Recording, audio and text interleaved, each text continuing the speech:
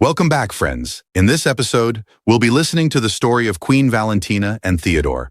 Refresh your coffee and lean back in your chair. Sci-Fi Traveler is about to begin. Enjoy the show. The Valeth moved through the corridor of dead stars the way Valentina liked best, silently, and as though the universe itself owed her an apology.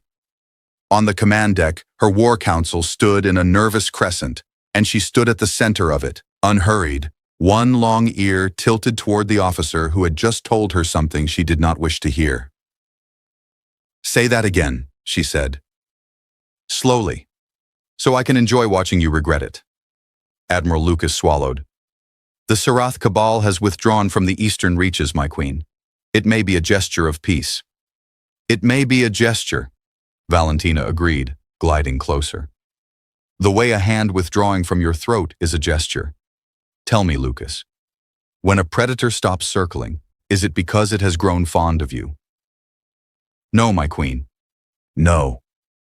She smiled, which was worse than a frown, and half the council relaxed anyway because she had smiled instead of ordering someone spaced. This was the strange arithmetic of serving her. Survival measured in the softness of her cruelty. Above them, the viewport framed a wound of collapsed suns, their light long dead, their gravity still greedy. The Valeth threaded between them on whispering engines. Valentina turned to the readouts, her crimson skin catching the cold instrument glow, and something in the reactor's rhythm snagged at her attention. A hum, a halftone wrong, like a song sung by someone who meant harm. "Lucas," she said, her voice changing. "The core temperature." He looked. His face went the pale gray of a man reading his own eulogy. That's not possible. Someone would have had to." The lights died. Then they came back red, which was hardly reassuring. The first explosion was not loud so much as personal, a shudder that ran up through her boots and into her teeth. Klaxons wailed. On the tactical display, 3 Sarath raiders peeled out of the dead star's shadow, patient as they'd always been, having simply waited for her own ship to betray her. "Sabotage," Valentina breathed, almost admiring. "How rude." The deck buckled. Somewhere behind her, a bulkhead tore with a sound like the galaxy clearing its throat. Hands seized her, Lucas of all people shoving her toward the escape pods, shouting something noble and doomed. She did not fight him, which surprised them both. The last thing she saw of the Valeth was its spine folding like wet paper. Then the pod flung her screaming into the dark, toward a world no chart had ever named, and 100 distant sensors recorded only silence where a queen used to be. Valentina woke face down in ash the color of a bruise, and her first coherent thought was that she was deeply, cosmically offended to be alive. Queens were not supposed to survive sabotage. There were rules. There were memorials, presumably already being carved. She spat violet grit from her mouth, dragged herself upright against the cracked shell of her pod, and took inventory. One arm that worked, one that filed a formal complaint whenever she moved it, and a horizon of jagged glass mountains under a sky with 2 suns arguing over which of them got to blind her first. "Charming," she rasped. "I've always wanted to die somewhere with no witnesses to appreciate the tragedy." Then she saw the smoke. Not her smoke, a second column, thin and gray, rising from the valley beyond. Her ears pricked toward it before her mind caught up. Another wreck, a long, ungainly vessel with markings she didn't recognize, split open like a seed pod, and beside it, crouched calmly among the debris, a creature. It was pink-brown and soft-looking, appallingly under-armored, with round little ears flat against its skull. It was holding a rock up to the light and muttering to it, turning the rock this way and that, as though the rock might have opinions worth recording. A human. She had seen them in intelligence briefings, filed somewhere between minor trade species and harmless. She approached with the silent lethality of a lifetime's training, drew the fractured shard of her pod's antenna as a blade, and stopped directly behind it. "Move," she said in the trade tongue, "and I will introduce you to your own spine." The human did not startle. It looked up, blinked, and said something its translator rendered as, "Oh, thank the stars. Another survivor. Do you drink water? I have water. You look like someone who yells at water." Valentina's blade did not lower. Her expression, however, flickered. I do not yell at water. You yelled at me and I'm mostly water, so… Theodore stood slowly, unthreatening, palms open. I'm not armed. I catalog geology. I'm frankly the least dangerous thing on this planet, which is saying something, because I've already met a plant that tried to eat my boot. Then you are useless to me. Probably, but I know which of those glass storms will flay you alive by nightfall. He nodded at the darkening ridge. And you don't. She weighed him. Fragile, absurd, infuriatingly still breathing when better beings than him were dead. Overhead, the twin suns finally surrendered, and the temperature began its plunge towards something with teeth. Neither of them said a word. But when Valentina turned toward the distant black mouth of a cave, the human, muttering, picked up his rock and followed.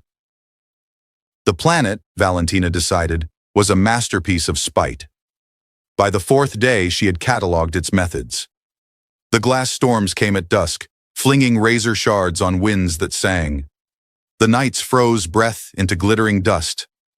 And the food fought back. She had watched Theodore lower a net into the Black River and haul up something with too many fins and a clear personal grudge. And she had laughed once, sharply, before she remembered queens did not laugh at their own servants.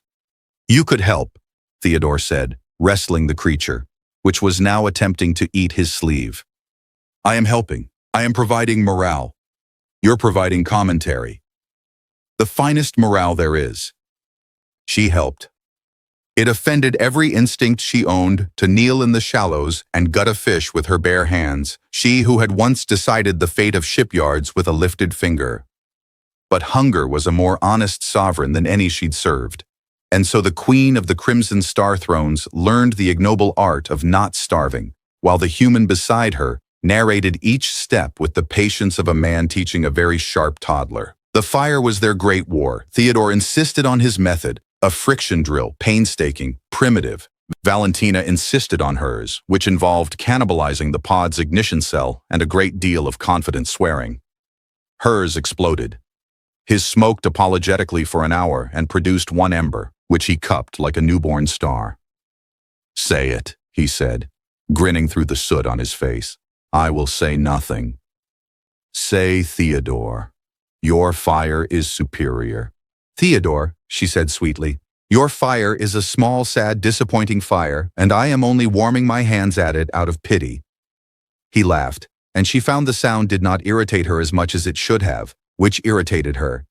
His attempts at her language were, frankly, crimes. He mangled the high vowels, collapsed the honorifics, once accidentally called her my esteemed piece of furniture.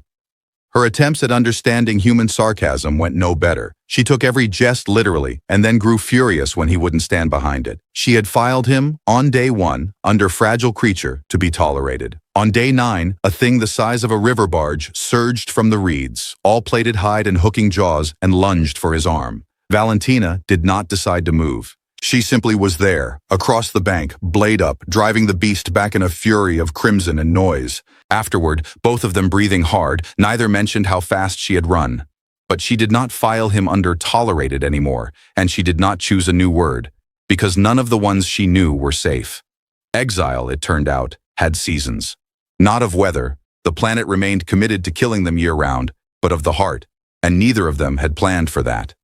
They built. A lean-to against the cave mouth grew into something almost like walls.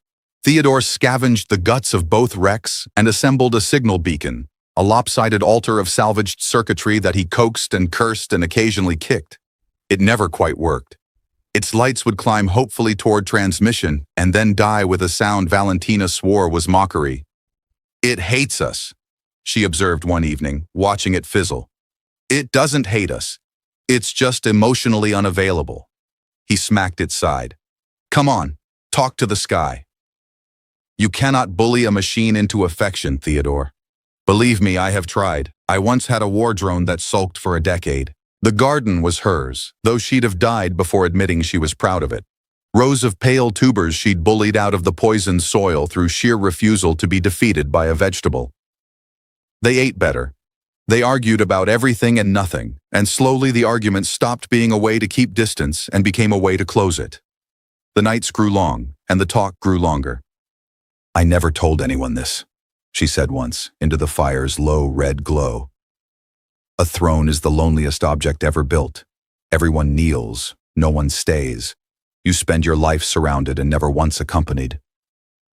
She had not meant to say it. It simply left her, like breath.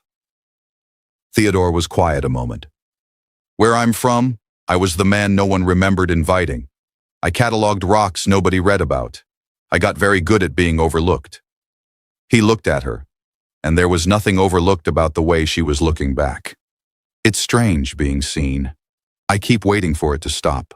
Their hands, on the warm stone between them, drifted close, and then, in perfect unison, retreated, two sovereign nations refusing to be the first to sign the treaty. It happened so often it became a joke neither would name. Reach, retreat. A slow, ridiculous diplomacy of the fingers. "We are," Valentina said dryly, "extremely stupid, for two people who have survived so much." "Catastrophically," he agreed. "It's honestly our best quality."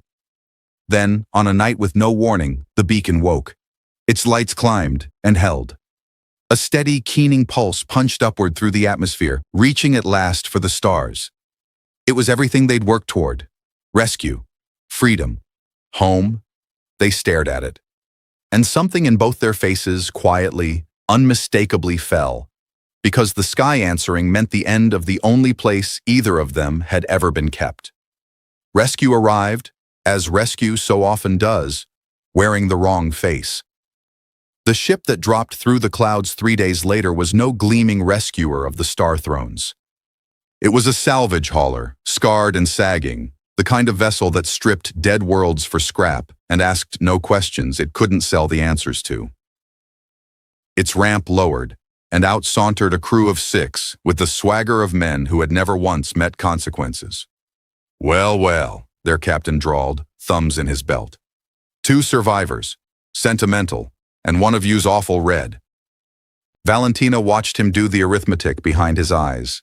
Crimson skin, long ears, a face that had adorned 100 memorials, and watched the number come up ransom. She sighed. She had missed this, a little. The clarity of dealing with people who wanted to own you. "You know who I am," she said. "I know what you're worth." He grinned. "Which is a whole lot more breathing than not. Cuff 'em." Here was where the old queen woke. She stepped forward, unhurried, and began, softly, to explain to the captain the several dozen ways his next hour could unfold, each described with the loving precision of a woman who had once done all of them. It was a masterful threat. It was elegant. It was the kind of speech that had emptied throne rooms. The captain, to his credit, only sweated a little. But it was Theodore who unnerved them. Not because he did anything, because he did nothing. He simply stood at her shoulder, unarmed, calm, watching them with the patience of a man who had already survived a plant that ate boots and a fish with a vendetta, and who frankly found these people less alarming than the local wildlife. Something about that stillness made the crew's hands drift toward their weapons for reasons they couldn't name. "Why's the soft one look like that?" one muttered. "Like what?" said Theodore mildly. "Like I know something you don't? I do. I've lived here 9 months. You've been here 90 seconds. He tilted his head toward the tree line. "Dusk's coming. You feel that wind? That's the storm that flays." They didn't believe him. Then the wind picked up, singing, and the first shard of glass sang past the captain's ear, and suddenly 6 confident men were very interested in indoor spaces. The route was swift and, Valentina would later insist, dignified, for her at least. In the scramble, she and Theodore moved as one long-practiced thing, and by the time the storm passed, the salvagers were the ones locked out, and the hauler was theirs. At the controls, Valentina did not set a course for safety. Her hands moved, and she plotted a heading home, to a throne, to a reckoning, and said nothing. Theodore watched her choose it.